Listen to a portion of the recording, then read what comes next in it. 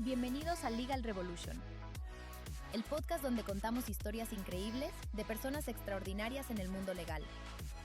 Soy Lía, la IA de Lemontec. Acompáñame en este viaje. Hoy nos acompaña Paula Vázquez, gerente de ética y cumplimiento en SMU.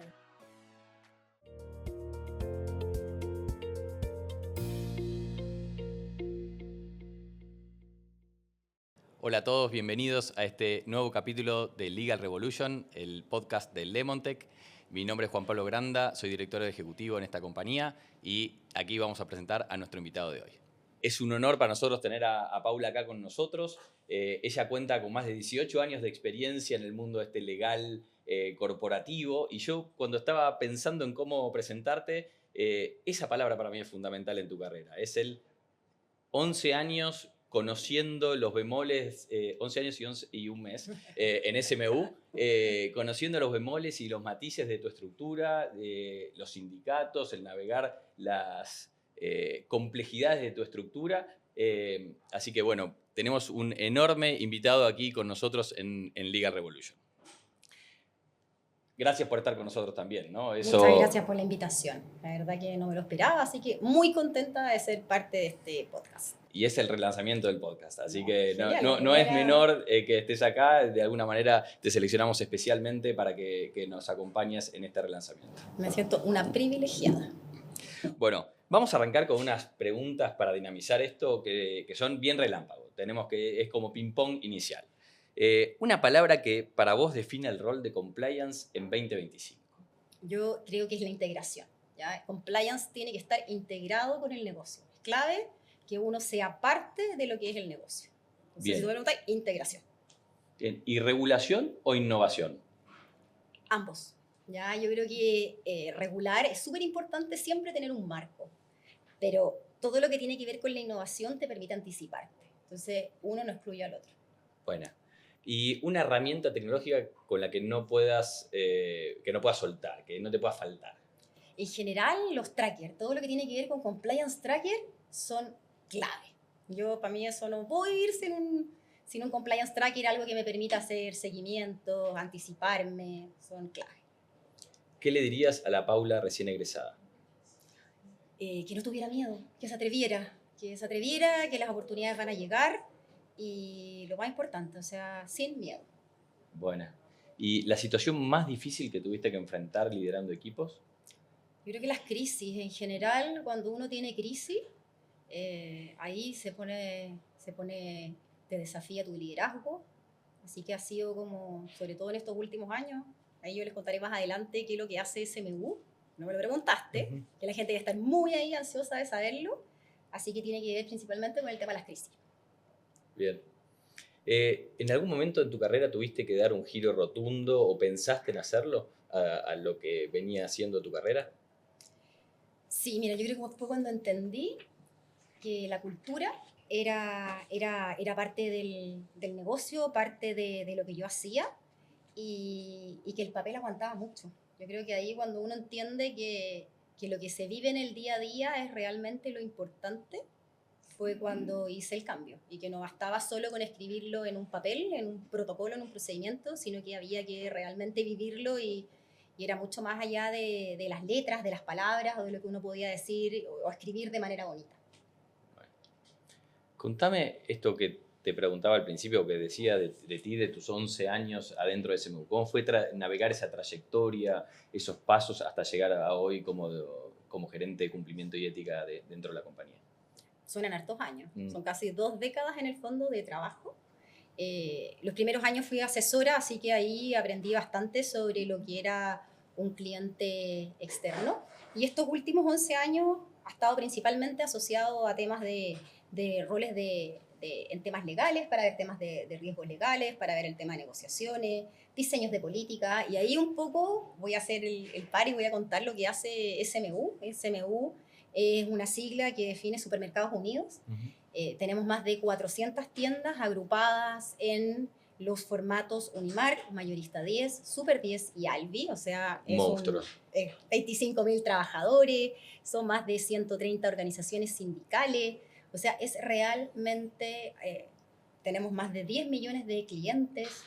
todo lo que tiene que ver con alimentar a una población y dar un servicio, al centro está siempre nuestro cliente y por tanto todo esto del compliance tiene que ser parte de la estrategia. ¿Ya? O sea, cuando tú me preguntas sobre estos años, tiene que ser con que el cumplimiento es parte de nuestra estrategia y nuestra estrategia es ser cercanos con nuestro cliente en cada uno de nuestros puntos de atención. Históricamente, el área legal y compliance en lo particular fue vista como un centro de costos. ¿En qué momento vos entendés que se hizo el switch hacia es un área estratégica y en dónde estamos en ese sentido en este momento? Mira, yo creo que en general fueron los cambios normativos, ¿ya? Con toda la legislación y aquí, y es un tema no solo en Chile, en Latinoamérica, las leyes están cambiando muy rápido y eso hace que uno le cambie la mirada, ¿ya? Yo creo que efectivamente, y hay algunas empresas que así lo siguen pensando, que esto es un gasto, que los abogados, que el compliance, que el control solo suma gasto y la verdad es que va mucho, mucho, mucho más allá. Tiene que ver con prevención, tiene que ver con cuidado, tiene que ver con temas reputacionales. Y yo creo que cuando uno entiende eso, se da cuenta que no es gastar, sino que es una inversión, la que te estás preparando para el futuro, presente y futuro.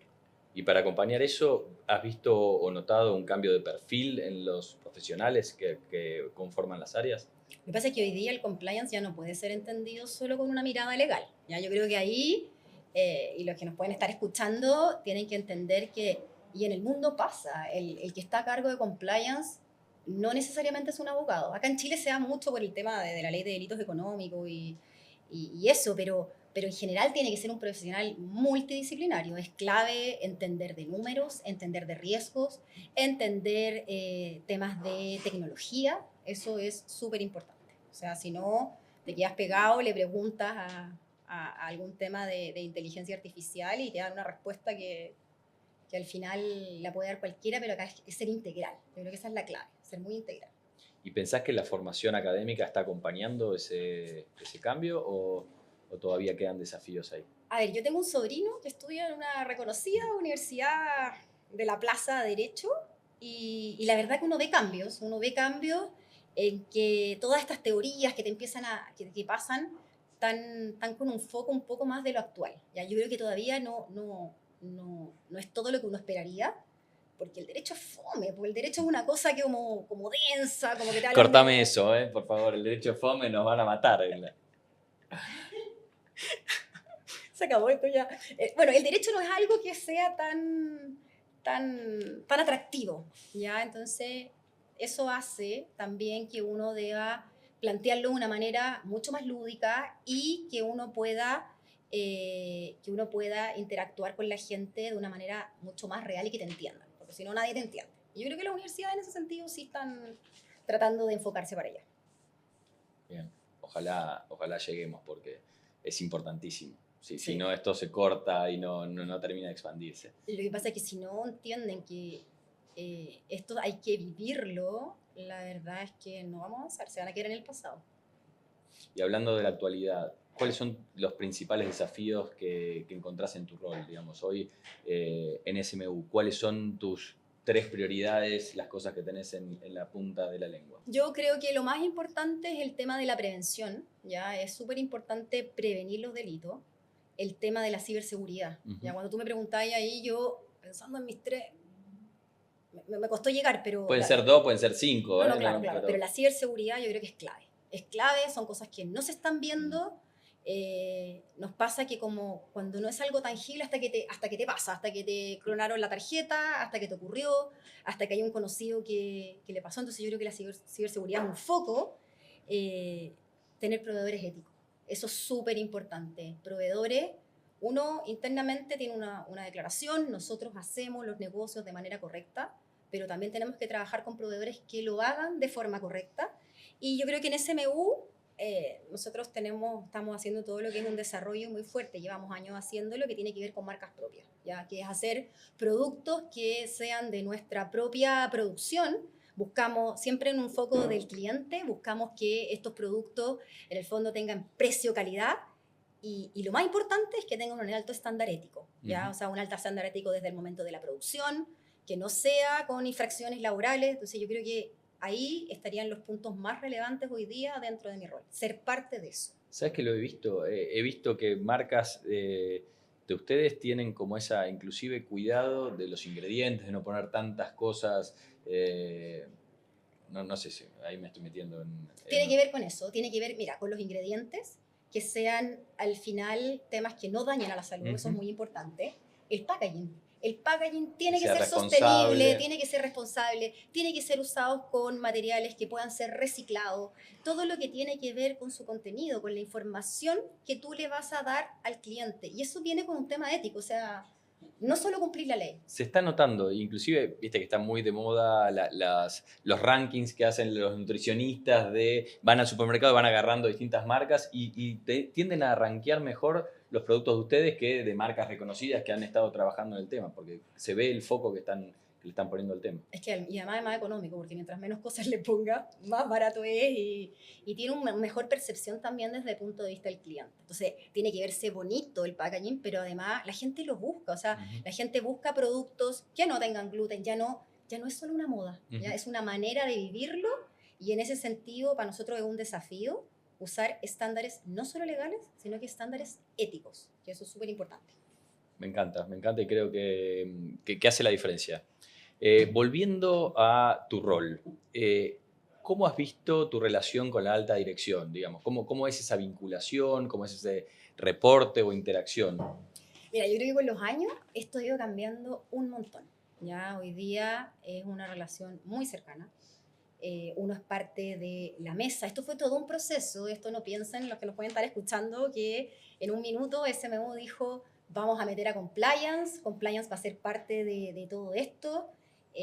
No, probablemente uno antes llegaba en la revisión final, alguien desacordaba, decía, uy, ¿lo vieron con compliance? Le preguntaron, y eso al final retrasaba todo. Entonces, hoy día, el cambio que yo he visto y lo que me permite trabajar es que uno está como validador antes y no al final. ¿Ya? Nos vota negocios, es parte de la mesa, los directorios, mi directorio en particular, te piden métricas, te pide reportes, quiere ver cómo vamos, quiere ver, y uno no puede mostrar puras cosas buenas, o al revés, no puede mostrar puras cosas malas, entonces están las oportunidades de mejora.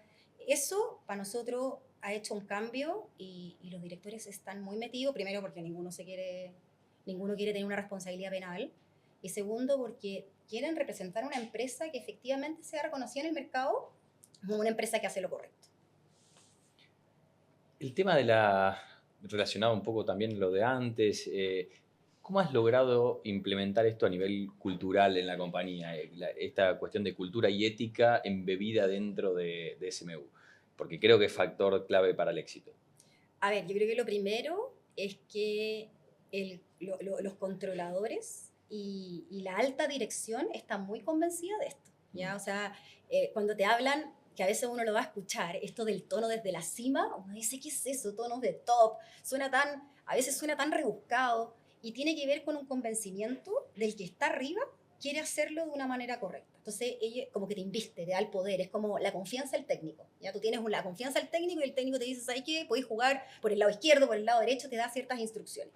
Tú ves cómo juegas, pero te da libertades, pero libertades en un marco que tú sabes qué es lo que puedes hacer. Entonces, eso nos permite capacitar con casos reales. ¿Ya? Nosotros usamos casos reales que pueden haber ocurrido en la misma empresa o en la industria, o en la competencia, o en la industria al lado, o algún caso de renombre que pueda estar saliendo. ¿Ya? Yo creo que eso es súper importante. Y los canales de denuncia. Los canales de denuncia tienen que ser confiables, sin represalias, pero de verdad. O sea, en un sin represalia tiene que ser que las personas tengan realmente la confianza de que no los van a despedir, que no los van a mirar mal, que sea incluso un gerente general que se atreva a usar un canal de denuncia.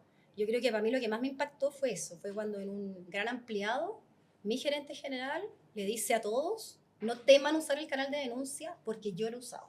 Se produjo un murmullo que te muere, o sea, el murmullo era como, ¿será verdad? No sé qué, yo miro para el lado y le digo, es verdad, lo usó, denunció, y te pone estándar porque además lo está probando. Entonces yo creo que ahí, eso de que tus propios, de los que lideran esto, se atrevan, es el mejor ejemplo y tu mejor sello. Y para acompañar esto, estamos viendo que muchas áreas legales están empezando a equiparse de tecnología. ¿Cómo ha sido ese camino en SMU? Ya, yo para mí, sin automatización, esto no sería posible. Ya yo en su minuto les conté, fui la gerente legal laboral, veía temas laborales y usaba precisamente una herramienta de Lemontech que tenía que ver con todo lo que es case tracking. Para mí era clave, o sea, está bien, estaba el Poder Judicial, todo lo que uno quisiera, pero necesitaba ordenar eso. Entonces, yo hoy día necesito automatizar, necesito herramientas que permitan hacer seguimiento de casos. Las matrices de riesgo yo no las puedo tener en un Excel. No. O sea, es imposible, inmanejable, se te queda algo fuera, no está todo levantado. Y el tema del análisis de datos, o sea, lo que no se mide no existe, y una manera de prevenir los fraudes es analizando los datos. Cuando tú vas viendo ciertas conductas, hay cosas mucho más evolucionadas, por supuesto, en la banca, pero uno que trabaja en un retail con recursos súper limitados, automatizar es clave, porque si no esta cuestión no funciona. Y en materia de gestión contractual, ¿dónde ves la frontera, la división entre lo que se puede automatizar o delegarle a la IA y lo que tiene que verse con el criterio profesional? Ya, tú aquí me estás haciendo una pregunta como legal, tiemblen abogados. Ya, yo creo que una de las cosas que más miedo da es el tema de que la tecnología suprima los roles, y yo creo que hay muchos abogados con mucho miedo, sobre todo los más chicos. Y yo ahí les quiero decir, mira, los contratos simples, automatícelos siempre, todo lo que tiene que ver con cosas simples, pero en las negociaciones estratégicas tiene que estar el criterio humano. Yo creo que ahí es clave que el criterio humano nunca se prescinda de él. ¿Ya? Y ahí te va a pasar incluso con los temas tecnológicos. Uno a veces ve que los que más tienen resistencia al cambio muchas veces están en áreas que uno debería decir, oye, ¿por qué? Si ustedes debieran estar liderando esto. Y históricamente se habla de que el abogado tiene ciertas barreras al cambio, ¿no? Como que no es el más early adopter en materia de cambios. ¿Cómo has visto ese tema cultural o cómo has podido trabajar que sí se implementen cambios, que sí se tome esa cultura de abrazar lo nuevo? Mira, yo creo que el dato mata siempre el relato. ¿Ya? Cuando uno muestra, y el dato es una tortura, pero cuando uno con datos muestra que tenemos menos errores humanos, en el fondo que te haya ahorrado temas de errores, que haya ahorrado tiempo, que la capacidad de gestión de conocimiento es mucho mayor, al final la gente se empieza a convencer sola. O sea, yo muchas veces le digo a mi equipo, le digo a los gerentes, le digo, mire, si no lo va a hacer por convicción, hágalo por conveniencia. Pero yo creo que eso es clave. Es clave que al final uno les demuestre que los datos son los que te permiten avanzar.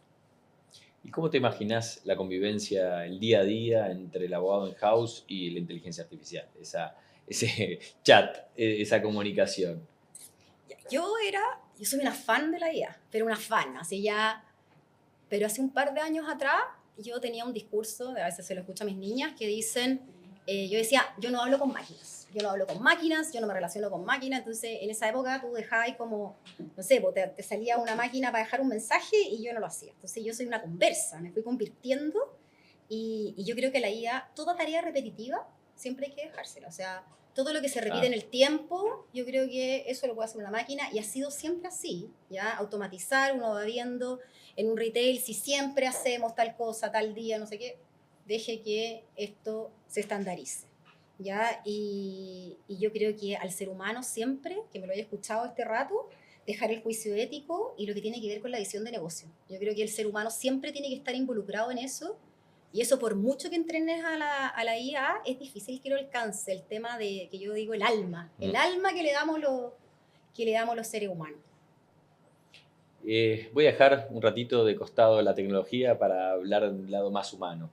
En momentos de crisis o tensión regulatoria, ¿qué experiencia te llevaste así a nivel liderazgo de esto fue fundamental para atravesar la tormenta? Yo creo que suena fácil decirlo. Tengo 47 años, entonces hartos años de recorrido, y es mantener la calma. ¿Ya? Yo creo que El trabajo es como con los hijos, uno si pierde la calma, todo se va a la B y la comunicación abierta, saber escuchar, tener equipos que te permitan como levantar ciertas situaciones que a veces la gente no se atreve a decir. La comunicación abierta y mantener la calma, son cosas que he aprendido estos años. Me contestaste parte de lo siguiente, que es cómo armás tus equipos. O sea, ahí me mencionaste la comunicación, pero ¿qué otro atributo ves en ese profesional que querés que sea parte de tu team?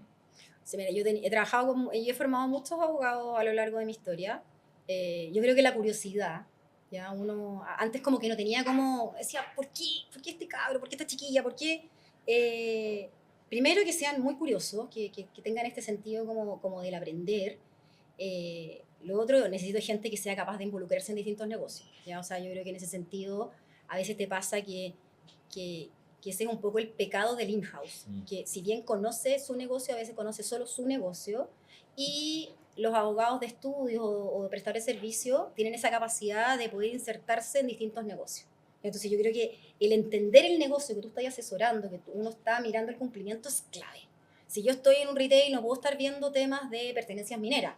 Ahora bien, no crean que no aplica tanto, porque a veces te pasa que están construyendo un supermercado y encuentran temas arqueológicos, vestigios arqueológicos, y se te activa todo un sistema que tú decís, nunca pensé en la vida que me iba a aplicar. De protocolo. ¿Te fijáis? También que aprendan a cuestionar los procesos, o sea, esta mente abierta.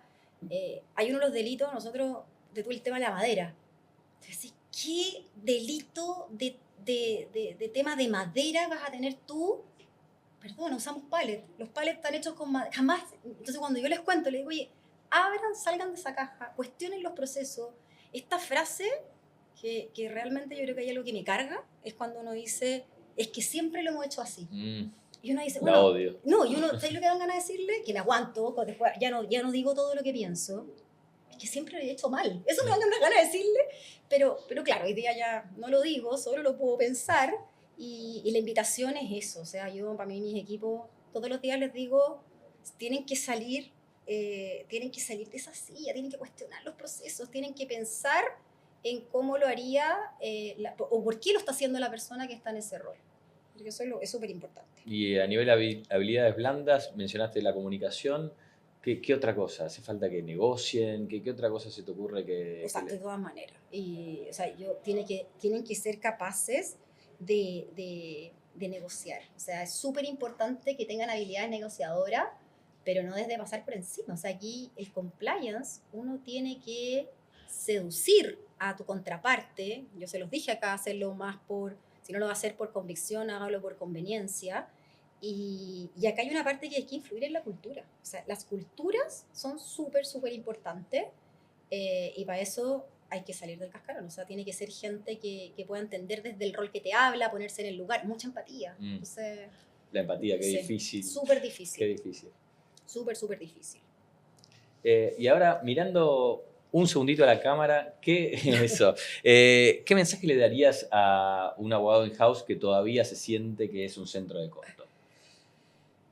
A ver, yo creo que lo primero es que si se siente que es un centro de costo, tiene que cambiar un poco el switch y necesita entender que es un socio estratégico, ¿ya? Que tiene que estar en el negocio, y es muy importante lo que uno va comunicando. Aquí hemos hablado de habilidades comunicacionales, pero todo lo que uno, y está muy de moda el storytelling, como que uno cuenta una historia y tiene que primero creerse el cuento uno, que no es un gasto, ya que no es un solo centro de costo.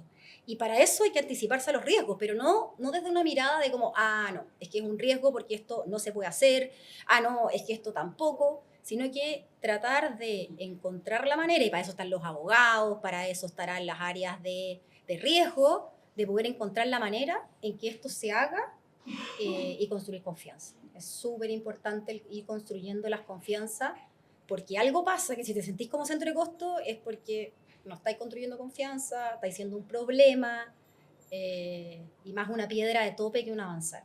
Que como partimos esta conversación, que es cuando uno se mete y meterse en el negocio no significa decir a todo que sí, ¿ya? Sino que tiene que ver con ir anticipándose y encontrar esta manera. La gente necesita producir y uno está acá porque hay otro que va generando esos recursos. Entonces, es un trabajo que es totalmente conjunto. A título ya de cierre personal, ¿cuál fue tu mayor satisfacción a nivel profesional como gerente de cumplimiento y ética dentro de CMU? Pucha, tengo varias cosas. Te diría así como el programa de cumplimiento, actualizarlo, con todo lo que tiene que ver con la normativa. Fue como este avión, ponerlo a navegar nuevamente y mantenerlo, pero el resumen es que este discurso se está viviendo en el día a día. ¿Ya? O sea, hay personas, obvio, no es que todos seamos, sí, digamos, por el compliance, nosotros queremos cumplir, pero que cuando uno ve que lo vas viviendo en el día a día, que cuando a alguien le llega una invitación y te pregunta y te dice, Paula, ¿puedo aceptar esta invitación? Y se atreven a preguntar, eso para mí ya estoy paga. O sea, de verdad, el que consulta ya es un gran avance y uno se va dando cuenta que se vive en el día a día. ¿Y qué libro, mentor o experiencia le recomendarías a quien quiere seguir tus pasos y encaminar su carrera hacia lo tuyo? Es que sé que en este punto uno debería decir así como un super libro de compliance. La gente te dirían autores y todo. No, esto no lo vas a encontrar conmigo, te pido las disculpas, porque a mí me encantan los libros de historia novelada. Entonces es como, no sé, el niño que perdió la guerra, esas cosas. Pero sí, yo creo que estos últimos años he tenido un súper mentor. Mi gerente general, Marcelo Galvez, una persona que tú decís, se ha ido, es un dinosaurio del retail, o sea, él toda su vida ha formado en retail, y esta cosa dinámica, el retail es insaciable. Esa expresión yo la he escuchado muchas veces, y te cambia la tendencia y no tenemos que estar esperando que el Banco Central diga que el crecimiento, olvídate, la primera semana chuta, la segunda y la tercera se están tomando medidas. Entonces, esto es muy, muy dinámico, y de él yo he ido aprendiendo, y de toda esta gente lo que se va haciendo en terreno. ¿Ya? Yo creo que ahí es súper importante, que lo hemos ido conversando. Yo no voy a entender lo que hace un reponedor, una cajera o alguien que negocia comercialmente si no estoy en terreno. Pero que eso es lo que yo les puedo transmitir a la gente que no está escuchando, y que tiene que ver que donde se aprende es donde las papas queman. A bailar se aprende bailando. Y el compliance se aprende en el negocio, en el giro, y yo creo que eso es clave. Esa adaptabilidad. La flexibilidad, constante. todo. O sea, mira, acá hay una parte cuando uno dice, oye, Paula, qué suerte has tenido en todos estos años, el cargo, no sé qué, y uno dice, sí, mira, la suerte es una mezcla entre preparación y oportunidad. Entonces, claro, me he preparado, uno se prepara, cuando tiene la oportunidad la toma, y sí, parece suerte, pero no se construye así. Se construye el día a día, y todo esto que yo estoy contando, que suena como tan fácil, tú mismo lo dijiste, o sea, son casi 2 décadas de desilusiones, de éxitos, de alegrías, de pena. Entonces yo creo que todo esto va sumando, y al final esto está ocurriendo nomás. O sea, depender de un directorio hoy día es, claro, un lujo asiático, pero hoy día uno dice, bueno, ¿qué menos? ¿Qué menos? ¿Cómo lo voy a poder liderar si no tengo acceso a la alta gerencia, pero no para llevarle problemas? Y la gente tampoco quiere escuchar ni el checklist, ni cómo lo hiciste, nada. El dato. Dato mata relato. Bueno, estamos llegando al final ya de este Legal Revolution, este primer capítulo de relanzamiento. Gracias, Paula, por acompañarnos en este momento. Un honor tenerte por acá. Muchas gracias a ustedes también por quedarse hasta este momento, y quedamos abiertos también para cualquier comentario o sugerencia que nos quieran hacer para los escenarios futuros. Un abrazo y gracias a todos por conectarse.